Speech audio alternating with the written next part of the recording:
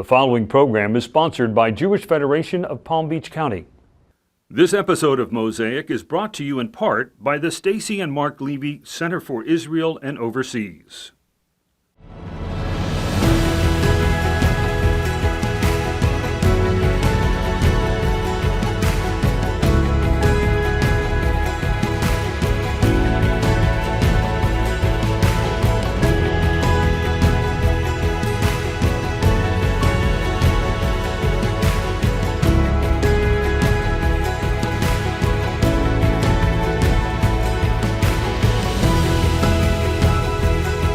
Welcome to our 47th season of Mosaic. I'm your host, Susan Shulman Pertnoy. Mosaic is Jewish Federation of Palm Beach County's weekly news magazine, exploring the most critical issues facing Jews here and around the world. Wine, war, and anti-Semitism. Three things that on the surface may not seem related. But when it comes to the recovery of Israel's economy, there are creative ways to get involved, even on a trip to the grocery store. Today on Mosaic, we'll talk to a woman who has made all three her passion and a local business leader who is doing his part. Stay tuned.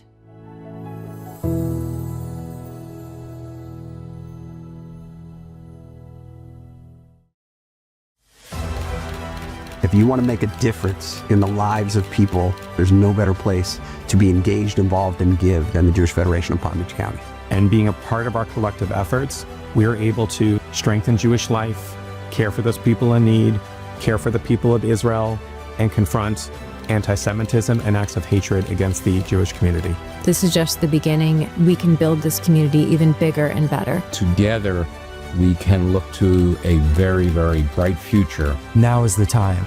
Come and try something that you've never tried before. Thank you. Thank you. Join us, because the mission of the Federation has never been more critical than it is today.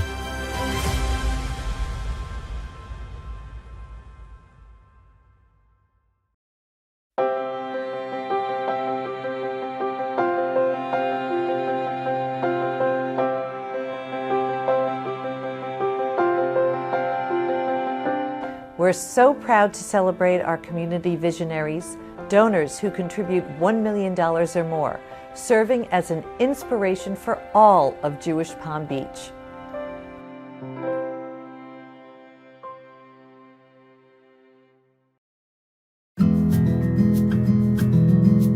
Did you know that you can now enjoy Mosaic on the go?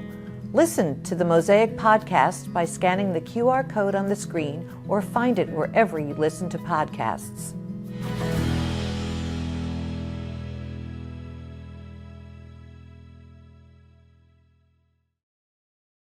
Welcome back. Joining us today is Shira Granot.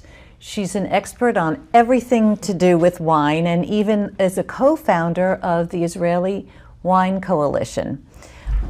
As well as you are, and I want to get your title correct, you're the Director of Community Relations for the Combat Antisemitism Movement, or CAM, as it's Yes. the term they use.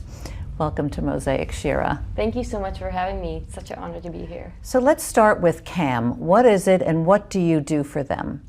So CAM is a coalition-based organization, meaning we partner with organizations, individuals, and people of power who want to fight the fight together against anti-Semitism. As part of my job, I find communities that want to work together. It could be the sports community, our community, because anti-Semitism today is everywhere. So our job is to find our partners and allies in each community, not necessarily the Jewish ones. I was going to ask you, Yes. you work in interfaith communities Yes. as well. Very Yes. important for that allyship. Definitely, because these days we need to find as many partners as we can who are non-Jewish, because the fight is bigger than that. Yes, we actually do that as well here. We take non-Jewish influencers and take them on trips to Israel to educate them. Amazing. Ever since October 7th, and it's very powerful because they come back as allies and speak about what the truth is about what's going on. That is exactly so. So where does your wine expertise come into this combating anti-Semitism movement? I know it's not the usual suspect. Wine is combating anti-Semitism. Right. It's not the ideal pairing when you think about it, but actually wine is culture. wine is history. Wine tells the story of a land and of a country that people are not aware of. When you think of Israel, you don't think of wine necessarily. Think of desert. You think of desert, about Right. war, but you don't think of wine.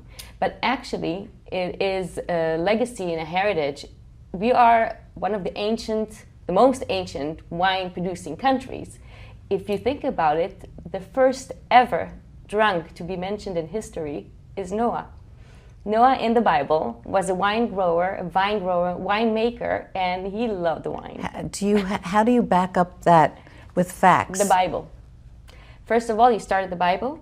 Moses, when he wanted to enter Israel from Mount Sinai, he sent spies. They came back with clusters of wine and said, it's safe, it's a land of milk and honey and wine.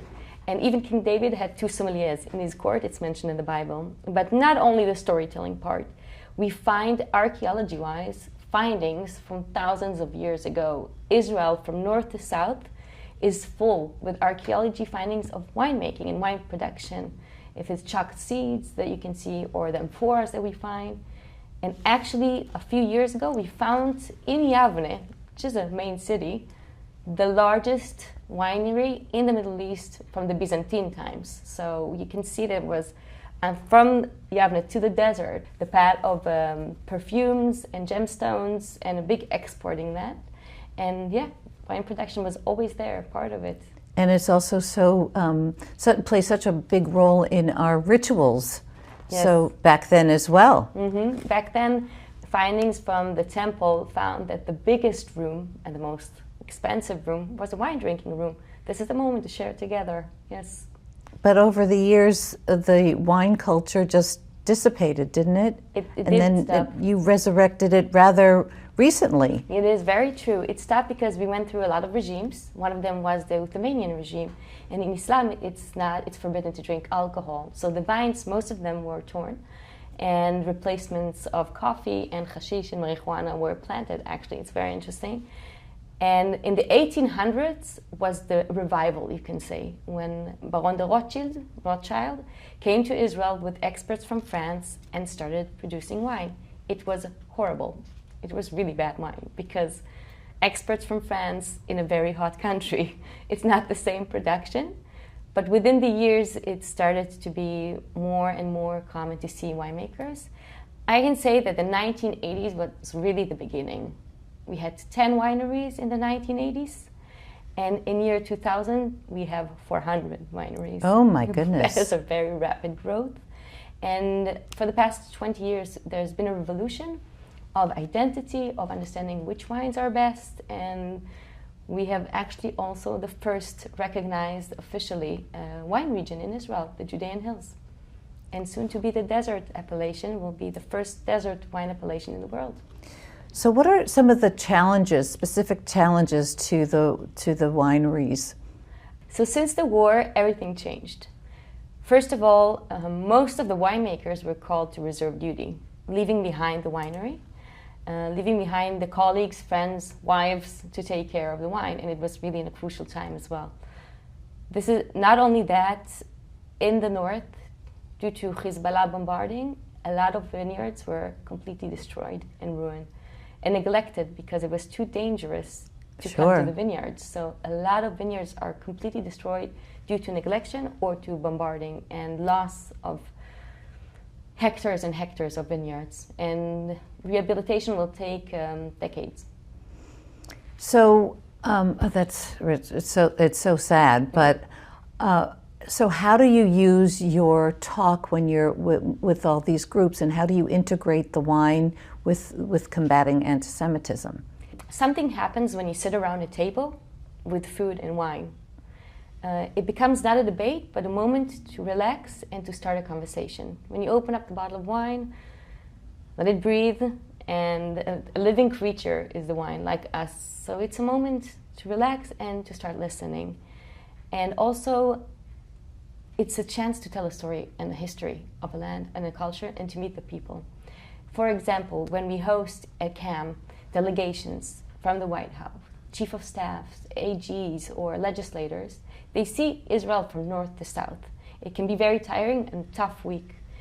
And when they come to the wineries and get to know the people, first of all, it's a moment to relax and enjoy. but then they get to see the people behind the wine. This is Israel. This is the face of Israel, and you see they're not complaining, they're not victims, they keep on going, even through the loss and the pain and the stories. They just keep on going and want to do what they do best, make people happy. Right. So this is the way to start. It's beautiful. You've brought some wines with you today. Yes. Do you want to tell us about some of the wineries? I'd love to. So the Israel Wine Collection is a collection of 30 wineries that we picked and we work with, and they were affected directly by the war. So what I brought here today is Matar Winery. They are in the Golan Heights in En Zivan. It's the kosher version of Pelter Winery. They have a distillery, a kosher winery, a non-kosher winery. Amazing people, self-made. They're really mavericks. They do everything by hand and are very popular. And Matar Winery was actually hit by a rocket directly, so they had to rebuild the winery itself. And their vineyards were also bombarded. So we have the Semillon Sauvignon Blanc, which is one of my favorite white wines. And as a support, they have really tremendous loss of their vineyards. I had the opportunity recently to visit a winery called Tulip Winery. That's very special. Do you want to talk about that? I love to. So first of all, Tulip, as you know, is a very special place. The people behind it are amazing, very good friends of mine. Roy Tzchaki, he is the founder of this winery. He's also in reserve duty at Air Force until today. Dana Benny, winemaker, female woman, very good friend, very talented, and CMO Lotan Weissman, also woman. It's a very strong female board. Tulip is located in Kfar Tikva, which means the village of hope. It is the first village in Israel that is for people with disabilities, mental and physical disabilities. And it is all for them. The winery is located inside, and the people that live there are working at the winery. Yes. So they're part of the production, part of the logistics, and of the visiting center. So you might have experienced that. Yes. Yeah. And on the label, it says label wines, not people. Exactly. It's a wonderful place, and they put the proceeds go back into the village, and they really help support the residents. It's really such a beautiful program. And also in the war, I have to tell you that the production stopped. Everything stopped. It was so dangerous, but the people of the winery, Roy and everybody, came in and worked every day with the people of the village because the routine is so important for them. It's actually dangerous for them to not keep the routine, so they kept on going. Even though the winery was closed, visiting center was closed, they kept working together every day. And if I can tell you about this specific wine that I brought. I would love you to. So the Syrah vineyards were completely destroyed in a way that they can't be rehabilitated at all. It will take more than a decade. So this is the last Syrah, and I wanted to honor you with a bottle of the last Syrah. Thank you get the chance because it's the reserve wine, one of the best vineyards. And putting aside the money loss, which is a horrible loss, but it was their passion. It was their plot. All of them grow their own plots, and this was the top one. So you think about it, it's one of their best wines, and at least we can enjoy it, the few that's left. Shira, tell us about the last bottle of wine you have. Yes, Dreamia. Dreamia Winery is a husband and wife winery. Nava and Elad, they are doing everything by hand and with their many children. Elad was drafted on October 7th and is still serving reserve duty. He's in Sayeret Matkal, which is one of the elite forces of the army. Nava is doing everything by herself. And this wine is a special edition. It's called Oz. Oz is courage. And it's dedicated to all the fallen soldiers and friends of Elad from his unit in the army. So you see all the names in the back of the label. And the courage is to honor them and their legacy. How do our viewers, how can they access the wine from Israel? That is all imported here, actually. We have a few distributors. Encourage them to order as much wine, Israeli wine, as possible, because the support from outside for us is very important. Oh, absolutely. What is the percentage of vineyards that are just so destroyed that you can't resurrect them, like the one that you were just speaking about? So the whole northern part was very brutally affected. I can say that from wineries, it must have been from Israel 20%, 30%, but from the wineries itself, sometimes it's 50% of their production and of the best wines, which is very heartbreaking. It is heartbreaking because it's part of the terroir. Yes. It really is. Yes, the terroir is everything. Yeah. Yes, it is. We have to take a brief break. We'll be right back after this message. The Palm Beach Israel Business Alliance is doing its part to keep our community connected to Israel's recovery. One of its leaders joins us to discuss. That's next on Mosaic.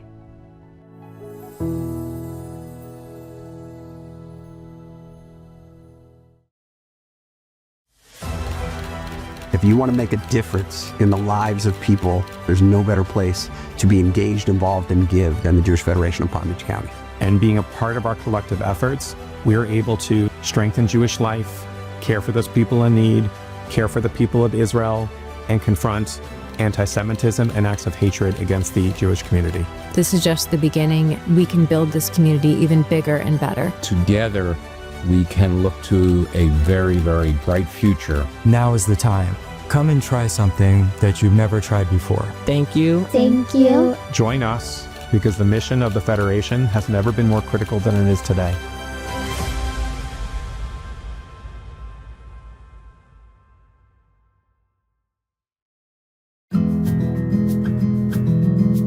Did you know that you can now enjoy Mosaic on the go? Listen to the Mosaic podcast by scanning the QR code on the screen or find it wherever you listen to podcasts.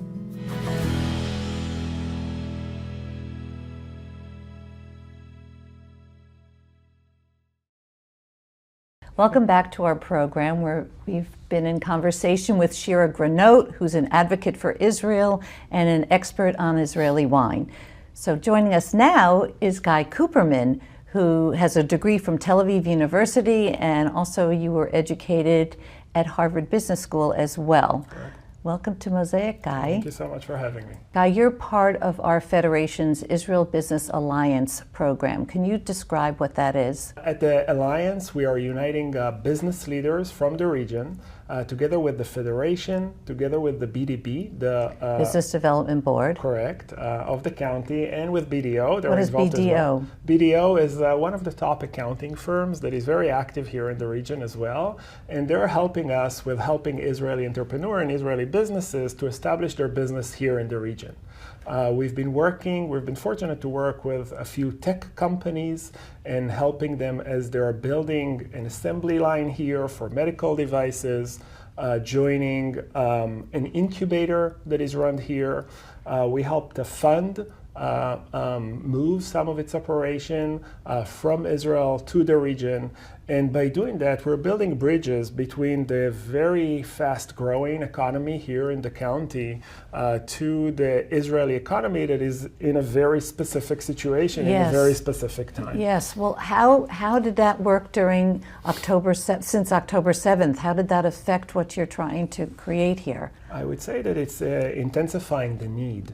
Israelis companies are facing many challenges. Some of you spoke about.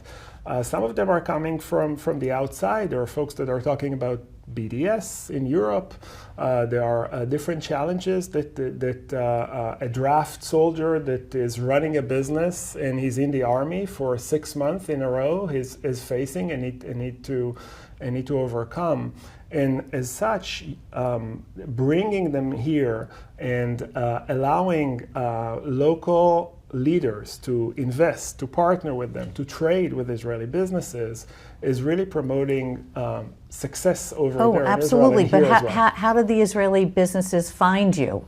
How do they know about you? So it's a great question. It's a bit of a grassroots movement, I would say, at this point of time.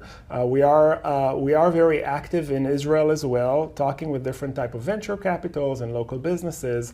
And we are about to grow and institute our operation even further in the coming months.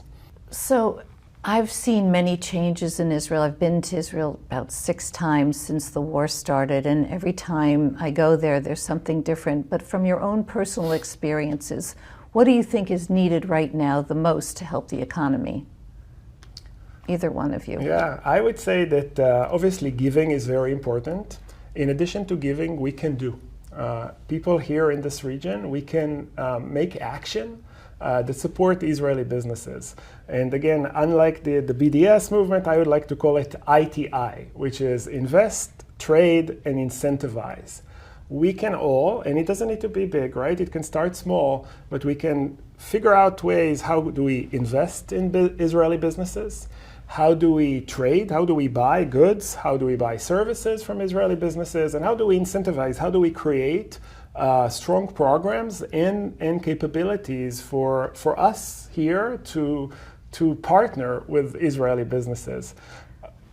No, it's wonderful. I really feel that we also have to encourage or help Israeli businesses move to the north and the south, the areas that were affected, and that way you can bring more population to move back and rebuild that area. And through the Business Alliance, I think that would be a remarkable method of doing it. 100%. One thing that we did with the Federation is we brought here an organization called Ogen. Ogen is one of the largest non-for-profit financial institute in Israel, and they are providing loans to businesses that are unbanked, that they will go to the bank and they won't receive a loan. And I'll just give an example. There were a couple of guys in their 30s building a honey business, a boutique honey, up in the north. They were very successful. When the war started and the missiles started raining down, the fields and their beehives were all burned out. And when they go back to the bank and saying, hey, I want a loan to restart my business, there's no collateral, they right? will say no. Right. So Ogen is an organization that is providing such businesses with loans. They had a phenomenal fund supporting drafted soldiers during this war, and we brought them here to our community, to the Federation. You brought Ogen. Yes, we did. And together with the community, we helped them both with the charity, but also with the ability to build connections here to the region. So these type of initiatives where people can get involved with are the way to do that. Do you have something to add? I agree completely, because you see these stories of destruction everywhere. But what we are trying to do, I think, is to share the stories, because you have so many wineries and they can't just come here and tell their story because they're busy rehabilitating their winery, right, or being drafted. So the way to support them is to speak of them, to show a few stories, not just one winery, but to speak of the region and the industry itself, and to support them. You spoke about boycotts. It's very, very, it's happening everywhere, also in Europe, also in America. I mean, you can You're see having trouble selling the wines in Europe? They are Europe? having big troubles, yes, and they have a lot of anti-Semitic incidents of wines being targeted on supermarkets and in wine shops. So our goal is to support them by continuing the economical wheel, and so that they can continue the work and doing what they do best. Maimonides taught us, right, that the highest form of tzedakah is not necessarily giving tzedakah, giving money, but actually giving a person the ability to make their living, and to do it proudly. Mm-hmm. And this is what we do with the Alliance, this is what we do with Ogen, and this is what you do as well. So needless to say, you both are experts in marketing and promoting. What more should we do here to help promote Israel and the health of its businesses? Well, I would say that events like we have done with the Federation to give the stage for Israeli wine, and to invite also not only the Jewish communities, but more than the Jewish communities, the non-Jewish communities, the Christians, to introduce them the stories and to encourage them to listen and to introduce them to the wines, because specifically this industry, or the honey industry, is not very known here. Right. Even to Israelis at some point, or to Jewish people at some point. So to give them the stage and to host events and to order the wine and buy, as we say, kachol lavan, blue-white Israeli goods and merchandise. That's really helpful. Guy, how difficult has it been, or have you come up against resistance because you're dealing with Israel in terms of selling businesses to people here in the States, specifically Palm Beach County? Yeah, these are two questions. There is the question of the States and then Palm Beach County, right? And we have a new elected mayor now in New York. Yes. And I would tell you that there is big differences between some areas to others.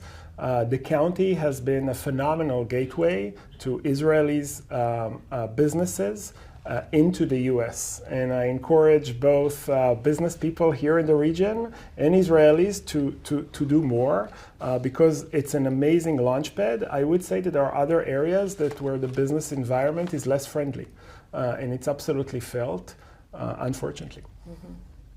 But by teaching them and engaging people, actually through wine was a very wonderful, easy way to do it. Mm-hmm. You have opportunities, I think. Mm-hmm. Yeah, it's. I like to joke about it that it's a cheat sheet for me because it's easy to make people happy with wine. It's an easy way to get closer to people. But I feel that also businesses in general, I mean, to have a group of business leaders together with a common ground of wanting to excellence their businesses and to learn from each other is a great way. I remember that I used to do wine tours for startup leaders and for business leaders, and then you have the wine component and the business component together, and it's an easy way to communicate. And I think it's very important also what you're doing to collaborate with business leaders that are local and not necessarily Jewish business leaders. Absolutely. And to learn from each other. And I would say that this brings prosperity to all. Mm-hmm. Again, this is not tzedakah. This is not about giving. You are receiving. So when you're investing in Israeli tech, a lot of people made a lot of money out of it. Absolutely. And to your question about the war, during the war, Google made its largest acquisition ever for $32 billion in an Israeli startup that was only 4 years old in the cybersecurity space. All of his founders are IDF soldiers, right? And this is one of the largest tech companies voting in a vote of confidence in the Israeli economy during the war. So I think that we here in Palm Beach County can absolutely imitate and see that as a pathway for being active and engaging and doing. And the future. So I want to thank you both for everything that you do, and I think the future of Israel looks bright because you two are doing such great work. Thank you for joining us. Much. Thank you so much.